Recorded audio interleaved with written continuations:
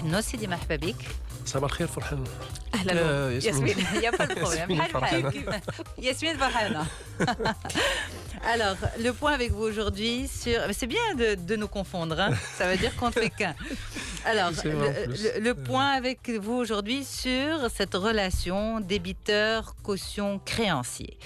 Dans cette triade, en fait, vous avez un débiteur qui demande un prêt à un créancier.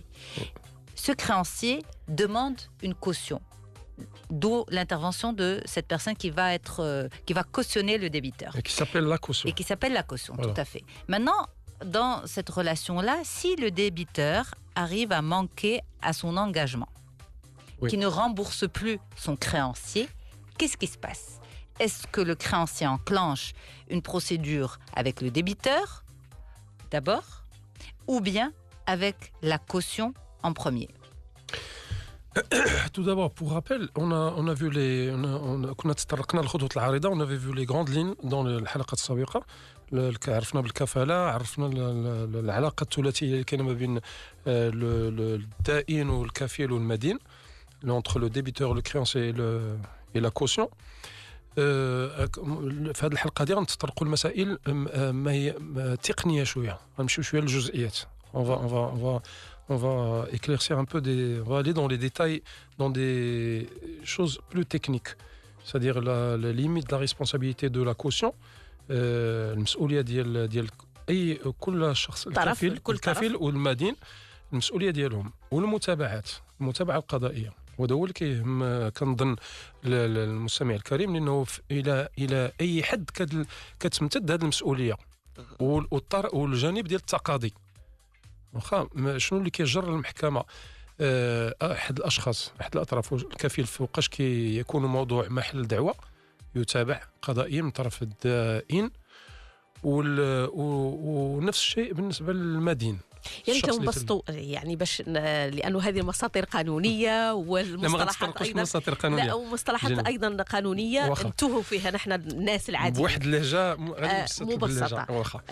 خلينا ناخذ حاله ونمشوا على منوالها، نشوفوا الاجراءات القانونيه كيف تجري. واخا عندك الحق ديال المتابعه. الكفيل واحد الشخص اللي كيضمن الكفيل لا كوسيون، هذاك الشخص الدائن اللي كيسلف. ضمنتني انا عن طرف ما. نعم. ياك احنا اصبحنا الان ثلاث اطراف ضمناتك. ياسمين، الشخص اللي سلفك ما يمكنلوش يتابع ياسمين. وهذا القانون كينظم هذه العلاقه هذه ديال المتابعه. هذا الشق الخاص بالمتابعه كينظموا قانون تنظيمات العقود. ما عندش الشخص المدين يتابع ياسمين، يتابع الضامن الا او الكفيل الا بعد استيفاء جميع المتابعات القضائيه والمساطر القضائيه في مواجهه المدين، الشخص اللي تسلف.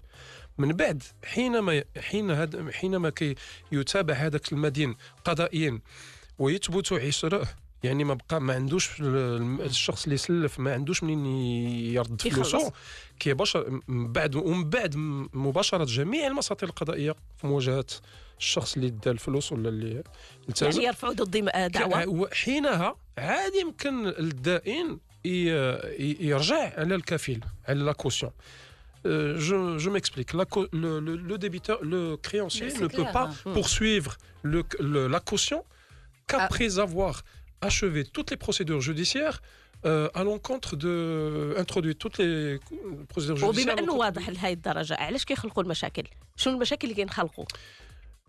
في المشاكل ديال المسؤوليه، كل واحد كيبغي يتملص من المسؤوليه ديالو، وكتخلق مشاكل عاود في ديال المساطر القضائيه. ما كاينش مشكل ملي كيكون عقد، وهنايا العلاقه مع الموثق. ملي كيكون عقد فيه التزام ديال الكفيل وفيه العلاقه الثلاثيه ثابته، هذاك العقد كياخذوا من له الحق في مقاضاة الشخص المدين ولا الكفيل، وكيهزوا ذاك الدائن وكيدلي به المحكمه، وحينها تباشر المساطر القضائيه في مواجهه المدين او لا في مواجهه الكفيل. ولكن ما يمكنناش نرجعوا للنقطه المهمه اللي خص المستمع الكريم يفهم، وانه الكفيل ما يمكنناش نرجعوا ضده الا بعد مقاضاة المدين. Mais que risque la caution justement? La caution, elle va payer comme elle s'est engagée à le faire en vertu de l'acte authentique ou d'un acte. Elle va payer au final. à la fin des procédures. C'est clair et net. Si le débiteur ne paye pas. Et si elle ne peut pas payer, c'est quoi? C'est la prison? Non, la prison, c'est autre chose. C'est une autre procédure pénale. كنديروها بعد الصفة جميع المساطير المدنية وذا كنوصلوا للمسطرة ديال الإكراه ولكن هذيك المساطير الأخرى ما يمكنناش نطرقوا لها دابا نظرا لضيق الوقت. أنا كنت كنتمنى نطرقوا الجانب ديال التقاضي ونفسروه في الجانب تفضل ديال المحاكم المساطير ولكن ماشي هو هذا القصد هنايا. بغيتو نطرقوا لا أعطيني غير باش يخرجوا الناس بأفكار اللي توعيهم لأنه أحيانا بحسن نية وبحسن أيضا عدم معرفة للقانون كيمشوا على عينهم ضبابة كيف نقول. أيوة. نقول لك يعني مثلا مباشرة هذاك الكفيل راه غير دار بحسن نية ضمن شخص ما في عقد معين كيمكن له غادي يلقى راسه في حالة عدم أداء الدين من طرف الشخص اللي تسلف من طرف المدين غادي يلقى راسه الكفيل هو كيخلص هو متابع قضائيا باش نكونوا واضحين في هذه المسألة. من بعد واش يقدر هو يتابع قانونيا؟ وي تري بون كيسيون. سؤال وجه هنايا الكفيل منين كيخلص كيلقى راسو ملزم يخلص في بلاصه المدين ديك الساعات كيأدي وكيرجع بدعوى قضائيه لاستيفاء ما اداه من مصاريف ومن كل ما اداه عن طريق احكام تنفيذا للاحكام القضائيه كيرجع ضد المدين كيرجع عليه واخا. وهنايا نثير الانتباه المستمع الكريم على واحد النقطه مهمه هنايا الكفيل يمكن له يخرج راسه من الكفاله في بعض الحالات في حالة يعني؟ في الحاله ديال اذا ثبت مطل تماطل المدين في اداء الدين هنايا كيمكن له يتراجع بدعوى قضائيه ما غاديش يتراجع غير هكذاك كيخصو حكم انه دار التزام والالتزام ينتهي بحكم المحكمه بحكم كيدخل واحد المسطره قضائيه في المحكمه المحكمه كتحكم باخراج الكفيل من بشروط بطبيعه الحال خاص يتوفر فيه شروط لانه انا تبين لي ضمنت واحد الشخص وتبين لي فيما بعد على اني هذاك حسن النيه اللي انطلقت به على انه في غير محله وبالتالي واش ينطبق عليه المثل القانون لا يحمي المغفلين ام اني ممكن انه يكون لا القانون لا يحمي المغفلين هنا وانت واحد ما بقى مغفل ولا يمكن ان نكون علاش كيقول لك القانون لا يحمي المغفلين لانه كان رجال قانون قبل ما يلتزم الاشخاص بطبيعه الحال ما كناش نعرفوا قانون ولكن كاين ناس محامين كاين موثقين اللي يمكن الواحد يلتجئ لهم قبل الالتزام قبل توقيع واحد الالتزام كيمكن له يستشار وإلا أن الاستشارة ليست في ثقافتنا احنا المغاربة ما كنستشورش. Alors, ce qu'on est en train de voir, c'est justement cette relation entre le créancier, la caution et le débiteur. Lorsque le débiteur ne paye plus et lorsque le débiteur, on va dire, est là, physiquement est là.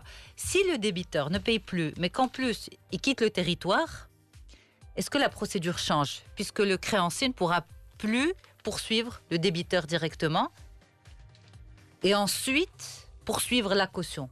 Finalement, la seule alternative qui reste aux cautions, aux créanciers, c'est la caution directement. Puisque le débiteur ما لقيناش.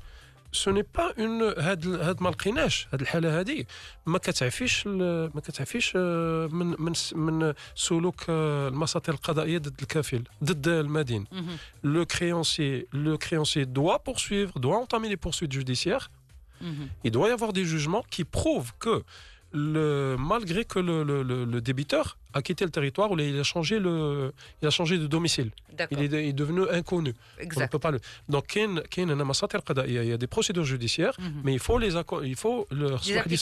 appliquer وهنا امام محكمه كتدار واحد المسطره ديال استدعاء قيم désignation d'un curateur par le président du tribunal.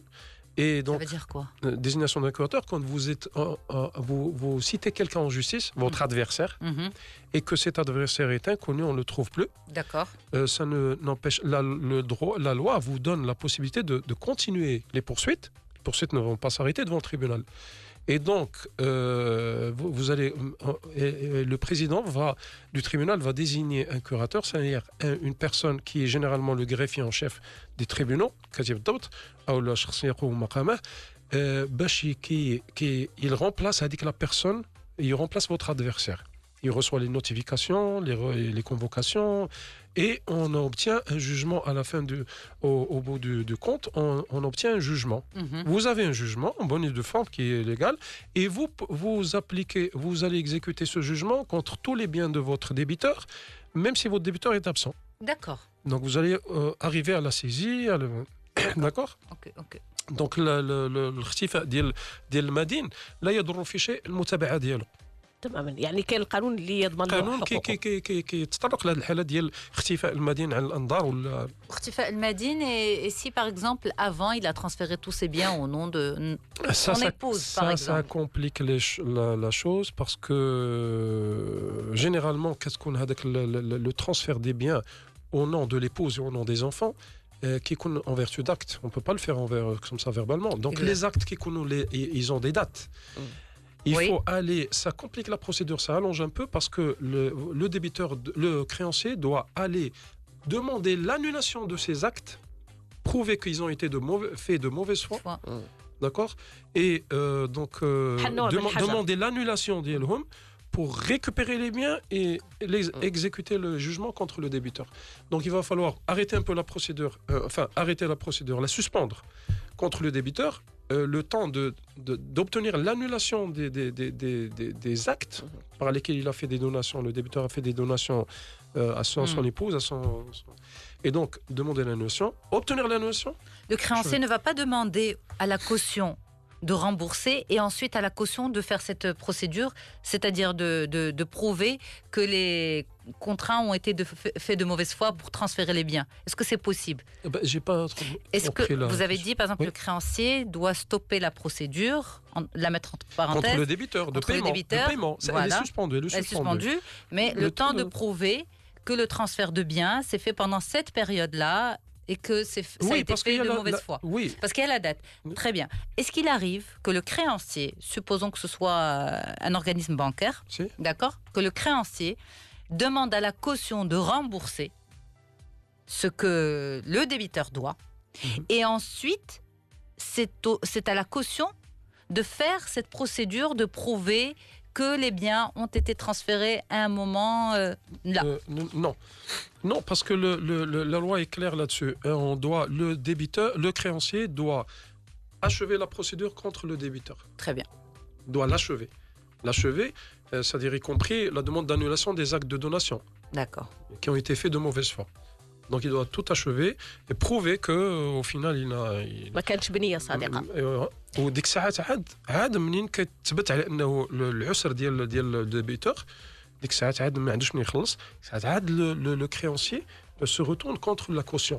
أستاذ خالد، سؤال الأخير، إذا كان مثلا المسطرة لم تستوفي يعني بالطرق القانونية، يعني البنكة مشات للكفيل مباشرة وفي حالة يعني الدائن أو الدائن فعلا يعني ما دفعش الأتعاب ديالو في الأقساط ديالو ودازوا مباشرة للكفيل، هذه واش الكفيل من حقه أنه يرفع دعوة انه ما تمش استيفاء المسطره القانونيه؟ بطبيعه الحال هنا كيتمسك الكفيل قانون التزامات العقود، الدروغ دي زوبليغاسيون كونطرا كيعطي للكفيل، كيعطي لا كوسيون الحق في التمسك بجميع دفوعات اللي كانت يمكن له يدفع بها المدين امام محكمه، منها الاهليه مثلا. الا جاو الكفيل غادي يطالبوه باش يأدي، يمكن لهم يدفع بعدم اهليه المدين في التعاقد الاصلي.